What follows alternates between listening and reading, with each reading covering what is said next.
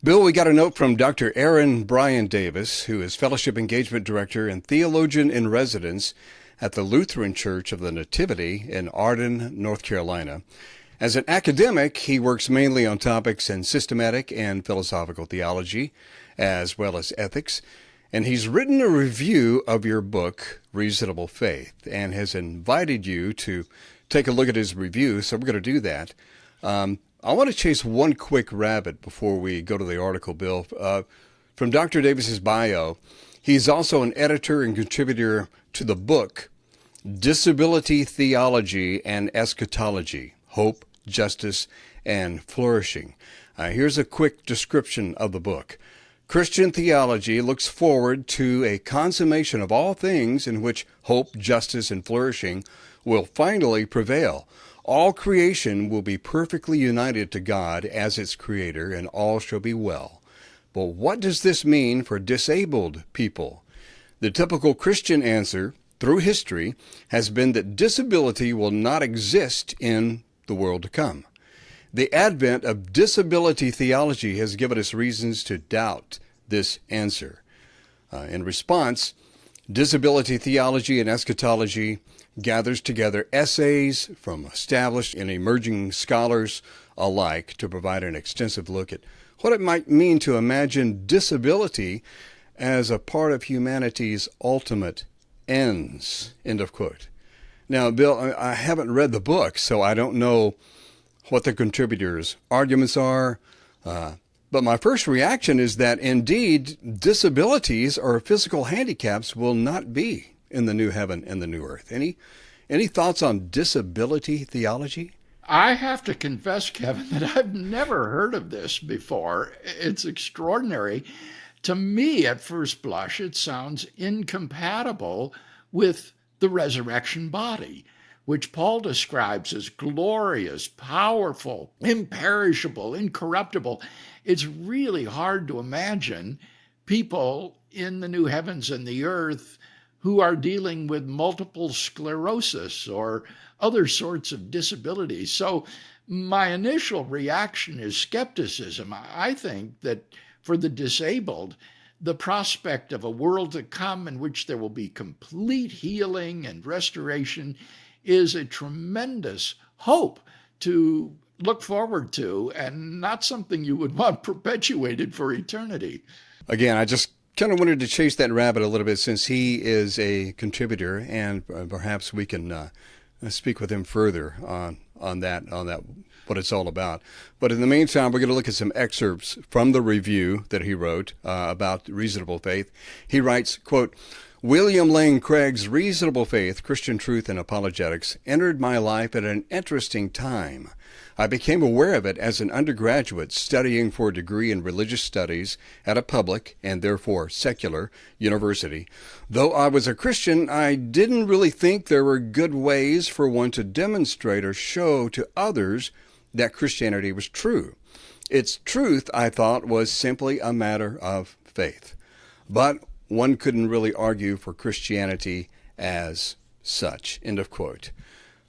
Bill, it sounds like he entered the university with a faulty yet common definition of faith.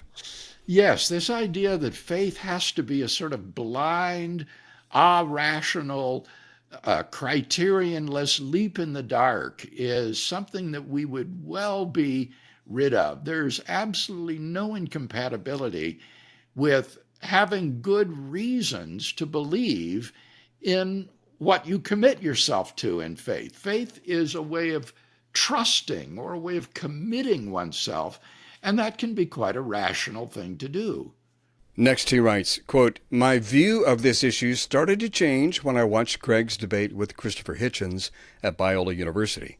Having previously been suckered in by the so-called new atheism, I was well familiar with the biting wit Hitchens often deployed against his interlocutors. I also heard of Craig at this point, but I didn't really know anything about him. Based on what certain internet atheists had relayed in the past, I had this impression of him as a kind of academic charlatan, someone who, cloaked in the robe of a couple of foreign degrees, just peddled fundamentalist tropes like scientific denialism, brittle biblical literalism, and the like. For this reason, I had not watched the debate when it had originally happened. End of quote. Bill, I hate to tell you this, but there has, in fact, been a concerted effort to smear your name and prevent you from getting a fair hearing. Looks like Dr. Davis's case, in this case, it worked. Yes, I think that among the sort of internet infidel crowd, I'm regarded as either an idiot or a charlatan. Now, I can't be an idiot because my academic credentials are too good, and therefore it follows that I must be a charlatan, that I don't really believe the things that I say, that I'm an imposter.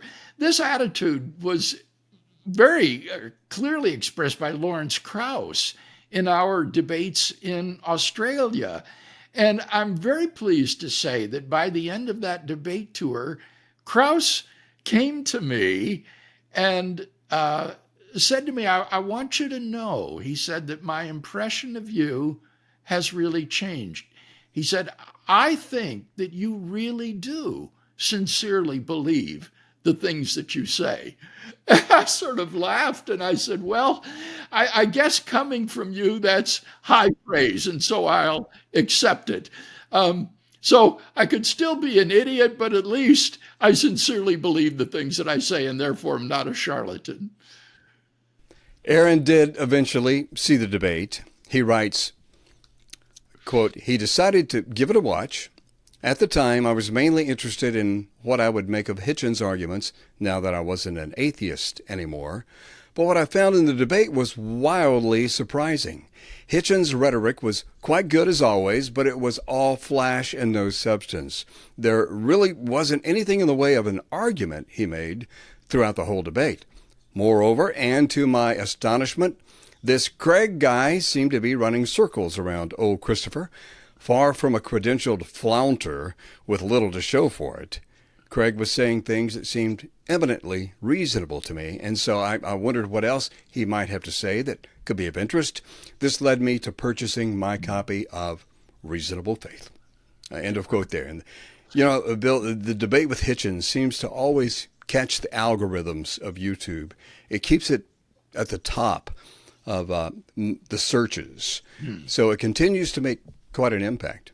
Yes, and what's remarkable about this, Kevin, is that I almost didn't do the debate.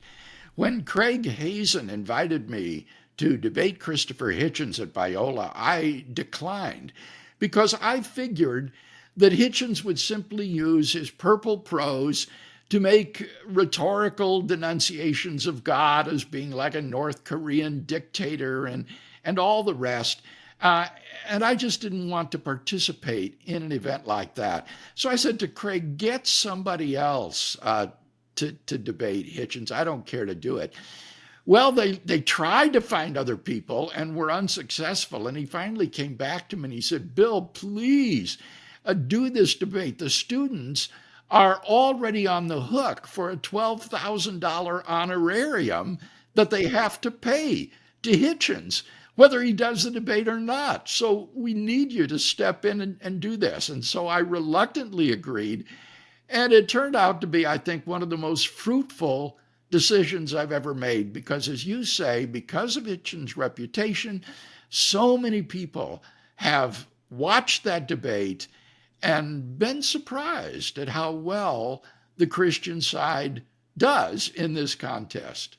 Dr. Davis next writes that he was prepared to be disappointed when he began your book. He had found apologetics books lackluster and insulting, as he put it, in the past, but you won him over big time. He writes, quoting, particularly enthralling to me was the way Craig held theology and philosophy together across the book's span. For instance, Reasonable Faith walks from the cosmological argument for the existence of some sort of transcendent creator straight through to the specifics of Jesus' resurrection. What's being built in so doing is a cumulative case for Christian belief, not some sort of vain proof texting rationalization for things. End of quote. Bill, you've had to explain the importance of a cumulative case multiple times, but Aaron read your book and he got it. Yes, it presents a case that begins with a study of the human predicament that we face if there is no God, and then argues that in fact there are good reasons to believe that God exists, and then that he has decisively revealed himself in the person of Jesus of Nazareth by raising him from the dead.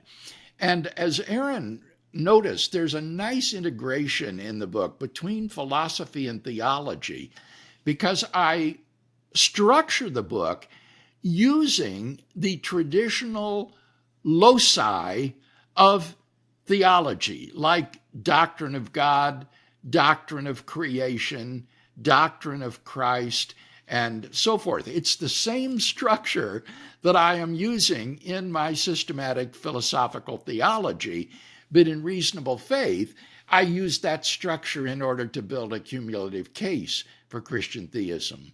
Next, he says, quoting, additionally, when treating the topic of Reformed epistemology, that is, the idea that religious belief can be rational without any appeal to evidence or argument, he didn't do so in a philosophical vacuum. Instead, Christian ideas about the witness of the Holy Spirit and personal knowledge of God were specifically engaged to argue that knowing God could be rather like knowing one was sitting in a chair. That is not something you have to present arguments to be justified in believing, even if you could present arguments that you are, in fact, seated in the chair. End of quote there. What do you think about that analogy, Bill? One can present arguments that one is sitting in a chair, but one doesn't need to do that in order to justify that That's belief. exactly right, Kevin. You could give testimonial evidence and photographic evidence of your sitting in the chair, but it's also something that you can know in a properly basic way. It is grounded in your experience. And this idea of properly basic beliefs is one that I'm afraid the popular secular community still doesn't really understand. The idea is that these beliefs are rational, they are part of the deliverances of reason, but they are not inferences from some set of deeper beliefs that we hold. Rather, they are part of the very foundations of a person's system of beliefs. And they're not arbitrary because they're grounded in one's experience. And one is perfectly rational in holding these beliefs unless and until you have a defeater of those beliefs. And so the question will be, do we have defeaters of our Christian experience of the witness of the Holy Spirit and the knowledge of God? Then he writes, quoting, after reading the book, I developed an insatiable hunger for more of this sort of approach to religious topics. It was quite different to what I'd encountered in my university studies, but it also resonated very strongly with the ways I seem to naturally approach loci of inquiry. In this way, reasonable faith likely fundamentally altered the trajectory of my life. Wow. Reasonable faith changed things because it started me on a kind of intellectual path. I wanted to know more about what Craig said, and so I read and watched more of his materials. But from there, I wanted to know more about his interlocutors and those running in similar circles to him. So I started reading even more. End of quote.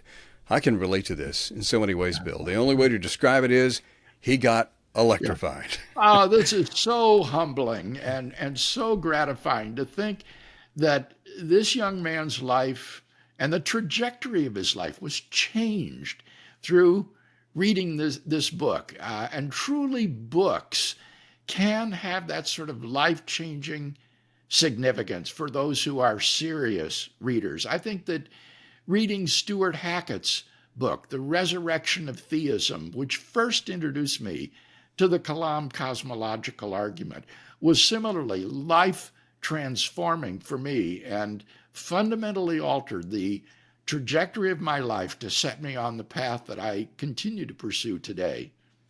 Continuing, he says, quote, "Further, I realized that I didn't want to do this in an environment of secular religious studies like I'd done as an undergrad. There was nothing wrong with that work, and I'm still glad that I did it. However, reasonable faith played a strong role in showing me that what I was finding myself called towards wasn't study for study's sake. Rather, it was study for the sake of others, and particularly study for the sake of the church. All this led me to my seminary studies and church work, which in turn led to my PhD and onward to my renewed ministry now." End of quote. I think that's important, Bill. Study for study's sake versus study for the sake of others. Have you had similar motivations? Yeah, I can really identify with Aaron's attitude here. For me, my primary calling as a Christian is to serve Christ and to see his kingdom furthered and expanded. And so I've often told folks, I'm a philosopher because I'm a Christian. It is because of the calling that I sense on my life from God that I've pursued these philosophical studies. I would like to add one thing about what Aaron says, and that is, I think it's valuable to have this combination of secular and Christian studies. In particular, I think it's good to have a strong foundation laid through studying under Christian professors like those at Talbot School of Theology, which will give you a good framework in which to pursue further studies. And then what you do is you go on from there to the finest secular universities like Cambridge or Oxford or Duke or USC or wherever, and you do then your terminal degree at a top secular institution. And that will give you a good combination of both Christian and secular education. Next up, Aaron says, quote, "So reasonable faith really lived up to its title for me. It showed me that Christian faith can truly be reasonable, and in so doing, it heavily influenced my life as a Christian scholar. But there's another thing that Craig's work showed me, which has been highly impactful too. Particularly in his writings, lectures, and debates, I saw how one might effectively engage in reasonable disagreement as well. And this, I think, is something which we're scandalously short on throughout our lives today. Especially, you'll find a sincere attempt to grasp what it is that the person he's interacting with means by their claims. In so doing, Craig's work can often serve as a model for how one might genuinely understand their interlocutor. Too often, the picture painted by our culture is that if someone disagrees with another person, then one of them's got to be obviously deluded or self-deceiving or acting in bad faith or some other such nefarious thing. Right. End of quote. That's quite a compliment, Bill. Yeah, you know, he's taking to heart your encouragement to represent a person's work charitably, to be charitable. You know. Yes, that's right. He talks not only about reasonable faith, but reasonable disagreement. And this was not something that I anticipated that he would get from my work or the book, and I'm flattered and thrilled that he has. I can be a harsh critic sometimes of views that I disagree with, but I think it's always important that we treat the person with the respect and charity that Jesus Christ would have us exemplify. Well, here's his conclusion. He says, quote, "To be sure, you can't always argue someone into or out of a particular position. This is especially the case if they didn't argue themselves to their conclusions in the first place." Bill, I want to stop right there for just a minute. You know, I hear both of those contentions quite often. You can't argue someone into a position, and to be fair, he said you can't always argue always someone into a position. And especially if they didn't argue themselves into the position. I hear that a lot. Do we have to downplay an intellectual approach in order to reach some people? Oh, well, I think that certainly is true, Kevin. I think that sometimes Christian apologists can be overzealous in going immediately to sharing arguments and evidence when the other person isn't interested in that, or these sorts of approaches wouldn't work with him. I think you only advert to apologetic arguments when your interlocutor either has questions or objections to what you're sharing with him. But our goal is not to win arguments. Our goal is to win people. And with many people, it may not be necessary or useful to appeal to apologetics. He continues in this conclusion, quoting, however, as followers of Jesus, I think it's crucial that we be able to engage with people on their own terms rather than on the basis of straw men we whip together in our minds. There's a need for us to demonstrate that our faith, both intellectually and as it's made manifest in our lives, is a reasonable thing. And for my part, reasonable faith has been a key part, the book, Reasonable Faith, has been a key part of striving to live a life which demonstrates this fact. End of quote. That's a real sweet note to end on, Bill. But, as we conclude, he's talking about two different modes of presenting a witness for Christ. One, perhaps purely intellectual, and one, as he said, as it's made manifest in our lives. I see both of those as so intertwined, it's difficult for me to separate them sometimes. Yes, but I think we can often sense with the person we're talking to that it would be inappropriate to advert to apologetic arguments and evidence. For example, someone who is really hurting emotionally and is bitter with God or bitter with the Christian church for what he or she has suffered, perhaps needs a loving, listening ear, a sympathetic person more than arguments in answer to the problem of evil and suffering, if you see what I mean. So I do think we need to be sensitive to the person that we're interacting with in meeting them where they are and not trying to impose our agenda on them. Now, I would like to say in conclusion that Aaron Davis has gone on himself to be a very fine Christian philosopher. He hosted a panel discussion at last year's Evangelical Philosophical Society on my book, Atonement and the Death of Christ. And his insights into that book and vicarious punishment were illuminating to me. They really directed my attention into new avenues. And so I'm grateful to Aaron Davis for his own work in the philosophy of religion.